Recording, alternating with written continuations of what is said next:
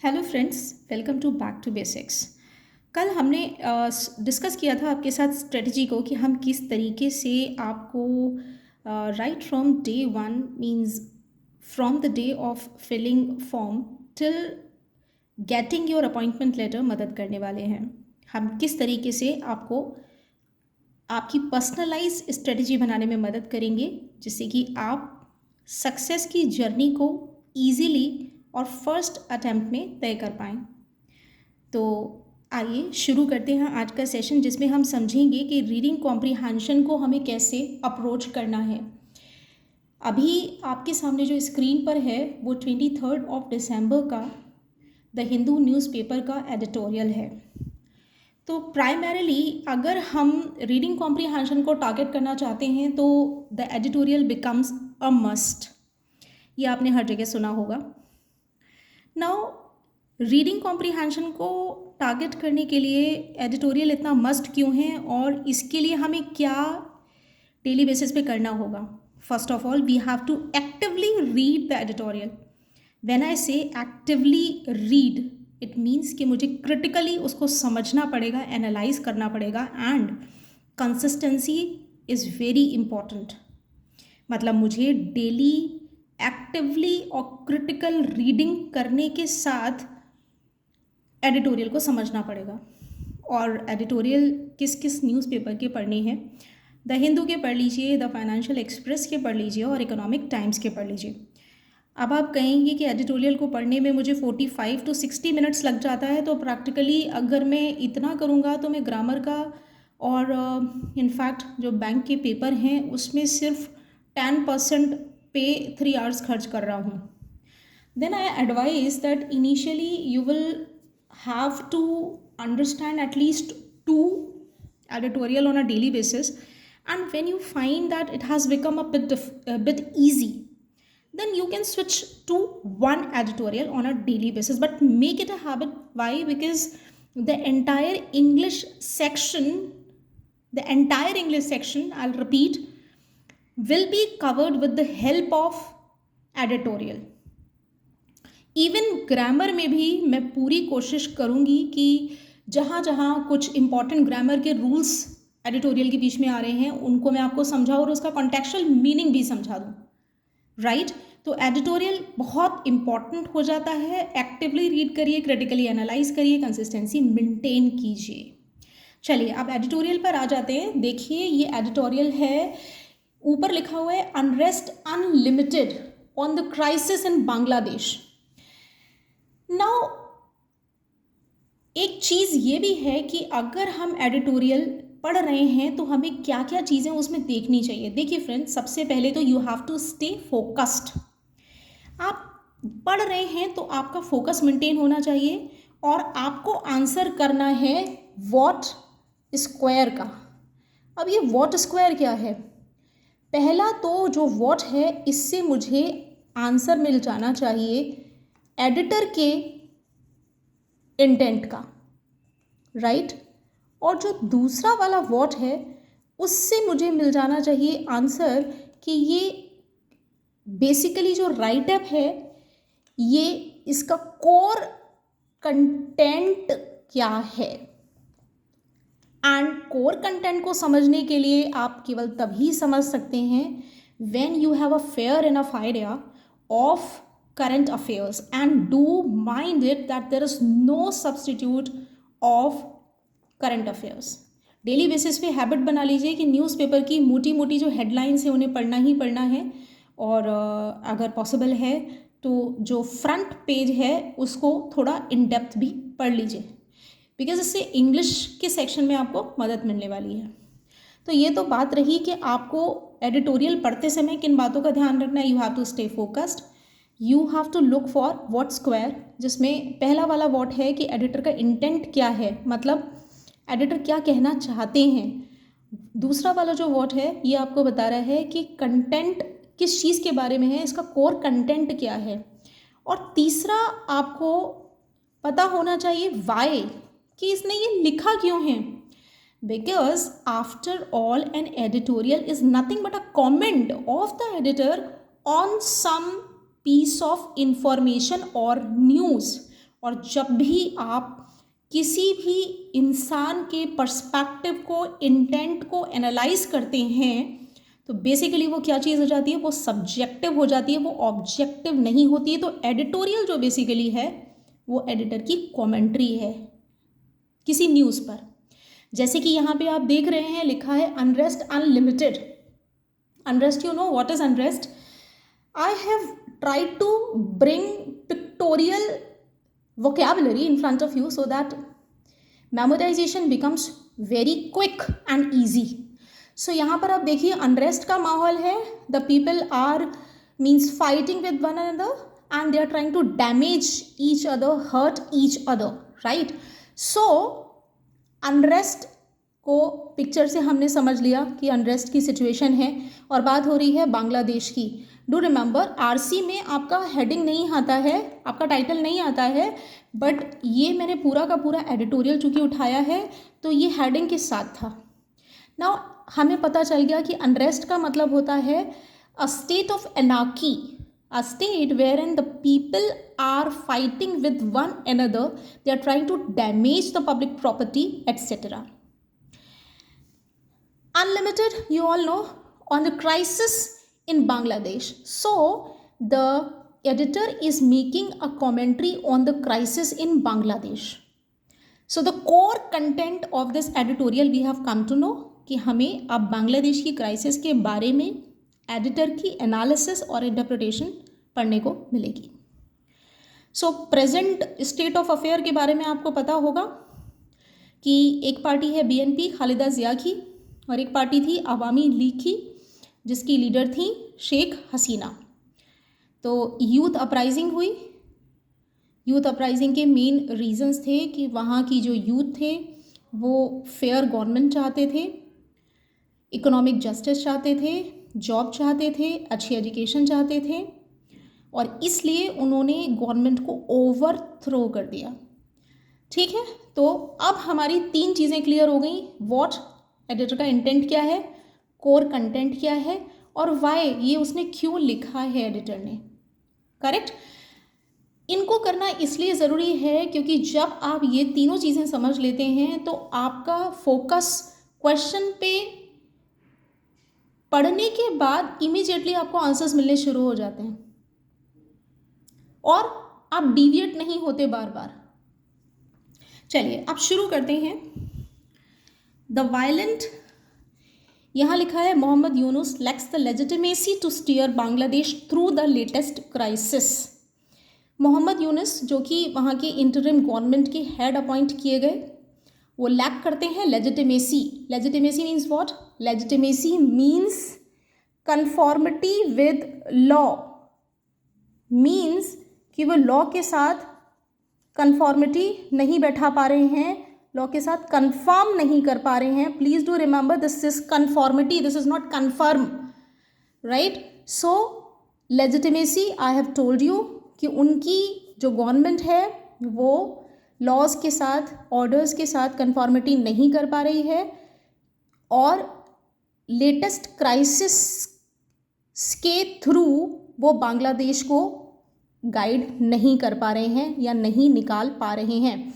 Steer through एक phrase है और इसका मीनिंग मैंने पिक्टोरियली आपको बताने की कोशिश करी है। There is a ship pilot who is trying to navigate और steer the ship through the ocean और द वाटर बॉडी। आप देख सकते हो उसके हाथ में स्टीयर है और वो वाटर बॉडी के थ्रू आपको निकालने की कोशिश कर रहा है। तो जो नेक्स्ट है, the violent unrest that rocked Bangladesh on Thursday night following the death of Sharif Osman Hadi, a prominent youth leader of the July 2024 uprising against Prime Minister Sheikh Hasina's government, was both a reflection of where the country stands today and a warning of what lies ahead. Unrest. Now you know the meaning of unrest. Violent. You know already, I think. Violent is विध्वंसक, जिसमें damage हो, जिसमें physical और mental assaults हो, right? That rocked Bangladesh on Thursday night following the death of Sharif Osman Hadi, a prominent means something who is या someone who is famous and important. सो क्या बताया है कि उनका कोई प्रोमिनेंट यूथ लीडर था शरीफ उस्मान हादी, उसको उसके मर्डर के बाद, उसकी डेथ के बाद, जो कि जुलाई 2024 में अपराइजिंग के बाद हुई ये चीज़ें, और लिखा है July 2024 uprising against prime minister Sheikh Hasina's government. जो अपराइजिंग थी वो शेख हसीना की गवर्नमेंट के खिलाफ थी। So what is the meaning of uprising? Uprising basically एक स्पॉन्टेनियस सडन रिवॉल्ट है लोगों का गवर्नमेंट के अगेंस्ट, और इसका पर्पस होता है गवर्नमेंट को या पॉलिटिकल पार्टी को ओवरथ्रो करना। बांग्लादेश में एग्जैक्टली यही हुआ था। There was a youth uprising. मैंने अभी आपको बताया क्यों और उनके पर्पस क्या थे, और उन्होंने शेख हसीना की गवर्नमेंट को टॉपल कर दिया था। आप इसको याद कर सकते हैं अपराइजिंग को इस पिक्चर के through. You can see there is a political flag over here, and do remember uprising का जो पर्पस होता है वो बेसिकली पॉलिटिकल पार्टी या गवर्नमेंट के रिजीम को चेंज करना या ओवरथ्रो करना ही होता है। स्केल छोटा होता है, स्पॉन्टेनियस और सडन होता है। सो आगे देखते हैं। Was both a reflection of where the country stands today and a warning of what lies ahead. Hadi an Islamist and a virulent critic of India. Virulent का मतलब होता है one who is very harsh and harmful, very severe या severely damaging, right. So ये जो critic है ये India का बहुत हार्मफुल क्रिटिक है, या इंडिया के अगेंस्ट बहुत हार्श क्रिटिसिज्म करता है। Played a key role in transforming the July uprising into a broader movement aimed at remaking the country. So जो ये इसका जो जिसकी डेथ की बात की जा रही है, इसके बारे में बताया जा रहा है। शरीफ उस्मान हादी जो थे वो यूथ के लीडर थे, और उन्होंने एक बहुत इम्पॉर्टेंट या की रोल प्ले किया जुलाई की अपराइजिंग को एक बड़े मूवमेंट में टर्न करने में, ताकि कंट्री की रीमेकिंग हो सके। सो बेसिकली अपराइजिंग और मूवमेंट दोनों में डिफरेंस क्या है? अपराइजिंग एक छोटे लेवल पे होती है और मूवमेंट एक बड़े लेवल का होता है, बड़े स्केल का होता है।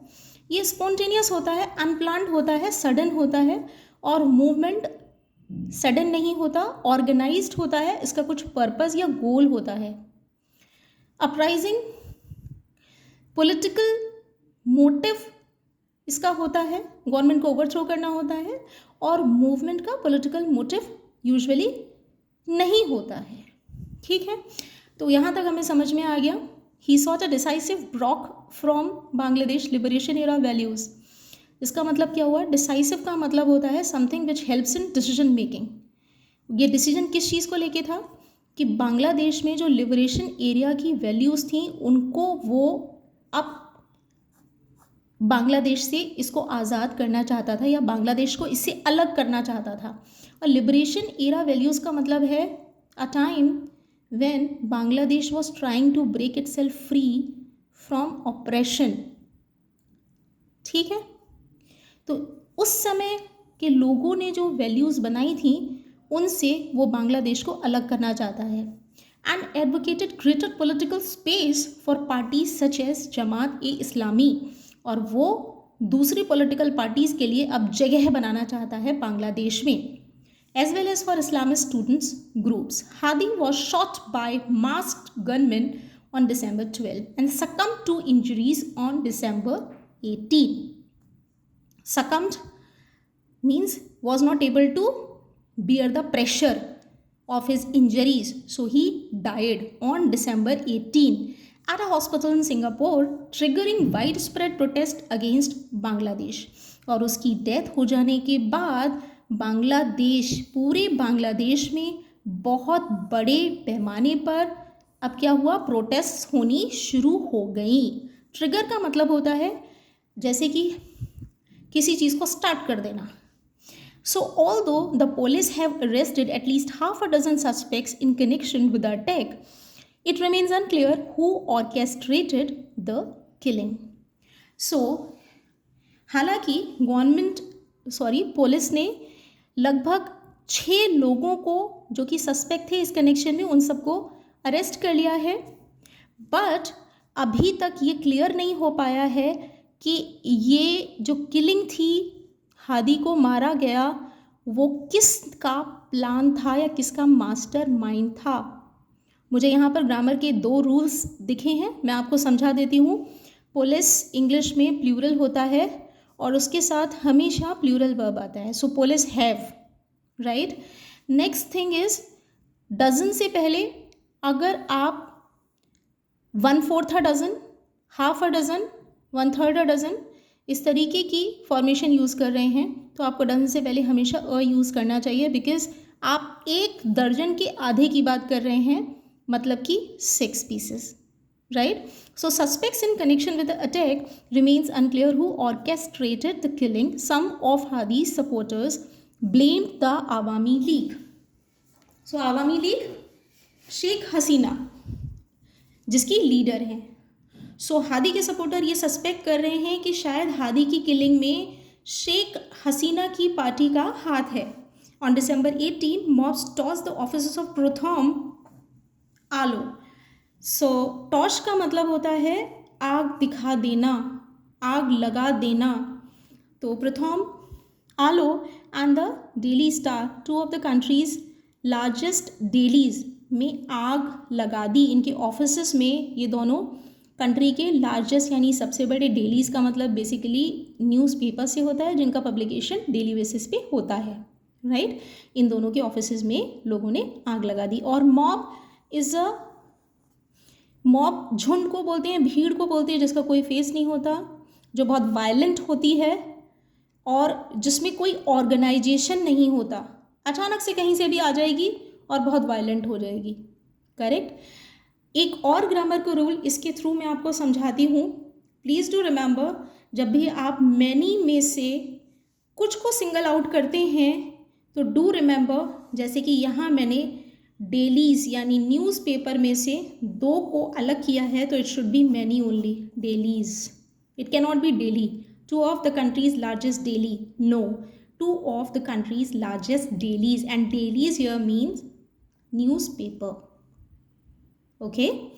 Now moving ahead, trapping staff inside, मतलब जो बहुत सारा स्टाफ था वो अंदर फंस गया।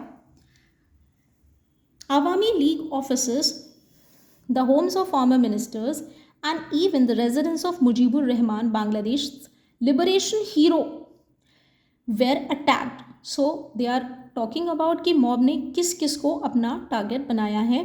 जो कल्चरल सेंटर्स थे आवामी लीग्स के ऑफिस के, जो इसके अलावा फॉर्मर मिनिस्टर्स जो आवामी लीग के थे उनके घरों को, और यहाँ तक कि मुजीबुर रहमान के घर तक को निशाना बना लिया। और ये मुजीबुर रहमान जो थे वो बांग्लादेश के लिबरेशन हीरो थे, उन तक को अटैक किया गया है। Now in Mymensingh city, a Hindu man aged 25 was lynched over alleged blasphemy. Now, Mymensingh is the name of a city in Bangladesh, और यहाँ पर बताया जा रहा है कि एक हिंदू जिसकी एज 25 ईयर्स थी उसकी लिंचिंग की गई। So you know what is the meaning of lynching. Mob lynching आप सुनते आ रहे होंगे, वायलेंट हो जाती है मॉब और किसी को की भी मर्सिलेस किलिंग कर दी जाती है, क्योंकि ये माना जाता है कि उसने कोई क्राइम किया है, उसने कुछ गलत किया है, इसलिए उसको लिंच कर दिया जाता है, राइट। लॉ को फॉलो नहीं किया जाता, कोर्ट के प्रोसीजर को फॉलो नहीं किया जाता, मॉब इकट्ठी होती है, कोई डाउट होता है लोगों को, इसलिए उसको मार डालते हैं। और चार्जेस क्या थे उसके ऊपर? ब्लेस्फेमी। ब्लेस्फेमी, डू रिमेंबर, जब भी धर्म के खिलाफ कुछ बोला जाता है तो उसे प्रोफेन ट्रीट किया जाता है और ब्लेस्फेमी के कॉन्टेक्स्ट में रखा जाता है। As a crowd cheered and filmed while his hanging body was set on fire. So crowd was cheering and filming means mobile में रिकॉर्डिंग कर रहे थे लोग और उसकी बॉडी के नीचे फायर लगा दी गई, लोगों ने इस तरीके से उसको मार डाला। Now 15 months after Miss Hasina was toppled, Bangladesh continues to reel under mob rule. 15 months after. So this I think is very much clear कि शेख हसीना की गवर्नमेंट को टॉपल किए हुए, ओवरथ्रो किए हुए 15 मंथ से ज़्यादा हो चुके हैं और अभी तक बांग्लादेश बहुत सीवियर प्रेशर के अंदर बहुत धीमे धीमे आगे बढ़ रहा है। रील अंडर का मतलब होता है बहुत इंटेंस प्रेशर में बहुत धीमे धीमे मूव कर पाना या मूवमेंट के लिए स्ट्रगल करना। ठीक है। Now Mrs Hasina's authoritarianism undoubtedly contributed to the eruption of public anger in July 2024. So what do we have come to know? Another word is authoritarianism. Now what is this? Now look at this picture. This man seems to be scolding or showing authority over this boy. Authority का मतलब होता है जब आप किसी को उसकी मर्जी से मूव ना करने दें, बल्कि उस सामने वाले के ऊपर आप पूरी अथॉरिटी बना के रखे हुए हैं, राइट? उसको अपनी मर्जी से मूव नहीं करें, आप पूरी तरह से उसको कंट्रोल करके रखे हुए हैं। तो बेसिकली शेख हसीना के रेन को लेके हमें एडिटर का पर्सपेक्टिव पता चला है कि एडिटर का ऐसा मानना है, उसकी इंटरप्रिटेशन है कि शेख हसीना का जो रूल था वो अथॉरिटेरियन रूल था, मतलब वो अपनी अथॉरिटी चलाती थी और सबको कंट्रोल करती थी। और उसने यहाँ ये क्लियर भी कर दिया है कि उनकी authoritarianism undoubtedly contributed to the eruption of public anger in July 2024। ठीक है, हमें क्लियर हो गया कि पर्सपेक्टिव जो एडिटर का है वो शेख हसीना को लेके नेगेटिव है और वो मानता है कि उनकी गलती रही है। ठीक है। Her fall offered Bangladesh a chance to begin anew का मतलब होता है नए सिरे से। ग्राउंडेड इन रिकंसिलिएशन, रिकंसिलिएशन मतलब दोबारा से दो लोगों के बीच में समझौता हो जाना, जैसे कि इस पिक्चर में आप देख रहे हैं the people are shaking their hands. और बेसिकली रिकंसिलिएशन दोनों के फायदे के लिए ही होता है, राइट? प्लूरलिज्म अथॉरिटेरियनिज्म का ऑपोजिट है। प्लूरलिज्म मतलब हुआ कि जब बहुत सारे लोगों को अपनी बात कहने का अधिकार है, उनको बोलने का अधिकार है और उनको सुना जाता है, ठीक है, तो उसे बोलते हैं pluralism.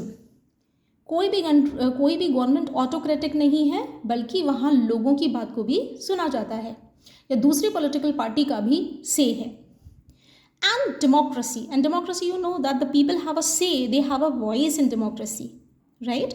So the opportunity has since been squandered. What is the meaning of squandered? Look at this picture. The woman is throwing notes, currency notes. Means she's wasting money. She's wasting money. So what is the meaning of squandered? किसी resource को खर्च करना, waste करना, थॉटलेसली waste करना। सो जो opportunity मिली थी उसको waste कर दिया गया, ठीक है, फिजूल खर्ची की गई उसकी। The period following the uprising saw wide spread violence against minorities and Awami league workers. अभी तक हमें अपराइजिंग का मीनिंग पता चल चुका है। The sentence is very simple, right? The Awami League and its students wings, the Chhatra League were banned. इसका meaning भी क्लियर है। While the ban on Jamaat e Islami was lifted, means Chhatra League इसको तो बैन कर दिया गया और जमात ए इस्लामी पर जो बैन लगा था उसे उठा दिया गया, उसे हटा दिया गया। Muhammad Yunus failed to keep Islamist forces who have a dark past in check, even as reactionary groups pressed for a total rupture with the immediate past. Break करके समझते हैं, इजी होगा आपके लिए। मोहम्मद यूनुस अभी तक असफल रहे हैं इस्लामिस्ट फोर्सेस को कंट्रोल कर पाने में, चेक में रख पाने में या कंट्रोल कर पाने में। और इन इस्लामिस्ट फोर्सेस का पास्ट जो रहा है वो अच्छा नहीं रहा है, डार्क पास्ट रहा है। Even as reactionary groups pressed for a total rupture with the immediate past, मतलब जो रिएक्शनरी ग्रुप्स थे, कौन थे? यूथ, जिन्होंने अपराइजिंग की थी, जो कि चेंजेस के खिलाफ थे, राइट? उन लोगों ने इमीडिएट उन्होंने प्रेस किया, टोटल रप्चर, पूरी तरह से तोड़ दिया जाए इमीडिएट पास से संबंध को। The result has been near anarchy, जो रिजल्ट रहा है वो पूरी तरह से कैसा रहा है? अनार्की। अनार्की का मतलब होता है स्टेट ऑफ लॉलेसनेस, कोई लॉ ही नहीं है, कोई कानून ही नहीं है। So, anti-India sentiments amplified by Islamist forces have further inflamed tensions. So, India के खिलाफ वाले जो सेंटिमेंट्स हैं उन्होंने एम्पलीफाई कर दिया है. किसने क्या एम्पलीफाई किया है? इस्लामिस्ट फोर्सेस ने उन्हें एम्पलीफाई किया. एम्पलीफाई का मतलब होता है किसी चीज़ को बढ़ाना. You can see the woman she is speaking on the one side of the loudspeaker so that the voice is amplified और the sound is amplified, right. So Islamist जो फोर्सेस हैं उन्होंने एंटी इंडिया सेंटिमेंट्स को amplify कर दिया है further inflamed tensions, और इसकी वजह से टेंशंस और ज़्यादा पहले से भी ज़्यादा बढ़ गई हैं. Bangladesh ruler must heed these warning signs. Bangladesh के जो भी रूलर्स हैं उन्हें ध्यान देना चाहिए. मस्ट हीड मतलब pay attention to these warnings. The focus must shift from vendetta politics to rebuilding state capacity and restoring law and order. उन्हें अपना फोकस या पॉलिटिकल लीडर्स को अपना फोकस आपस में एक दूसरे को नीचा दिखाने वाली पॉलिटिक्स से हटाकर स्टेट को रीबिल्ड करने में लगा देना चाहिए. स्टेट कैपेसिटी को रीबिल्ड कर देने में लगाना चाहिए. And restoring law and order, और इस लॉ एंड ऑर्डर की सिचुएशन को रीस्टोर करना चाहिए. Mr. Yunus appears to lack either the legitimacy or the resolve to steer the country through this crisis. अब हमें दूसरी ओपिनियन पता चल गई एडिटर की कि यूनुस के बारे में उनकी ओपिनियन है कि या तो उनके पास कंफर्म नहीं कर पा रहे हैं लॉ से एंड ऑर्डर से, उनकी कंफॉर्मिटी नहीं है, या तो उनकी इच्छा शक्ति नहीं है, उन्होंने उनकी इच्छा शक्ति में कमी है कि वो इस क्राइसिस से बांग्लादेश को बाहर ले जाएंगे. For Bangladesh, the only viable path forward lies in inclusive elections with the participation of all the major political parties. So, अब इन्होंने क्या बोला है, इनकी फाइनल जो कंक्लूजन थी एडिटर की वो ये है कि अगर बांग्लादेश वाइबल पाथ पर आगे जाना चाहता है तो या for Bangladesh the only viable path, इकलौता सही रास्ता जो बचता है बांग्लादेश के लिए वो ये है कि एक इंक्लूसिव इलेक्शन हो. इंक्लूसिव इलेक्शन का मतलब होता है एक इलेक्शन जिसमें फेयर चांस मिले, सारी पॉलिटिकल पार्टीज़ का पार्टिसिपेशन हो. और देखिए इंक्लूसिव इलेक्शन मींस सभी को फेयर चांस मिले, सभी के साथ जस्टिस हो, फेयर इलेक्शंस हो और सभी मेजर पॉलिटिकल पार्टीज़ को पार्टिसिपेशन यानी इलेक्शन में खड़ा होने दिया जाए और इलेक्शन में पार्टिसिपेट करने दिया जाए. तो ये तो बात रही कि हमें एडिटोरियल को कैसे अप्रोच करना है, राइट. अब ये ध्यान रखिएगा जो मैंने इंपॉर्टेंट बातें आपको बताई हैं कि एक्टिव रीडिंग करनी है, क्रिटिकली एनालाइज करना है और कंसिस्टेंसी मेंटेन करनी है. At the time you are reading an editorial you have to focus actively. Secondly you should be updated with the current affairs. Thirdly, you have to understand that editorial is subjective in giving his commentary over a latest article of news. When I say subjective, this shows that it is his analysis, his interpretation and his commentary. And so in the RC, you cannot afford to miss this point. आपको ये समझ के चलना है कि author की interpretation क्या है. आपको अपनी इंटरप्रिटेशन नहीं लगानी है. आप समझते होंगे शेख हसीना को सही या खालिदा जिया को सही या मोहम्मद यूनुस को सही, लेकिन आपको अपनी इंटरप्रिटेशन यहाँ पर नहीं लगानी है. आपको कोर कंटेंट पता चल गया, व्हाट स्क्वायर क्या है ये पता चल गए, वाई पता चल गया. अब आरसी में जो भी क्वेश्चंस आएंगे आपको उनके आंसर्स अकॉर्डिंगली करने हैं. So kindly comment and tell me आपको कौन सा ऐसा पोर्शन है जो समझ में नहीं आया, जिससे मैं आपको दोबारा हेल्प कर पाऊँ. मैंने ग्रामर के रूल्स को साथ में आपको समझाने की कोशिश की है, कंटेक्स्ट भी बताया है और पिक्टोरियल वोकैबुलरी के थ्रू मैं आपको मीनिंग्स भी साथ में क्लियर करती जा रही हूँ. So kindly do like, share and subscribe to my channel so that you keep yourself abreast with the latest trend and make your strategy to get success in the exam. Thank you very much.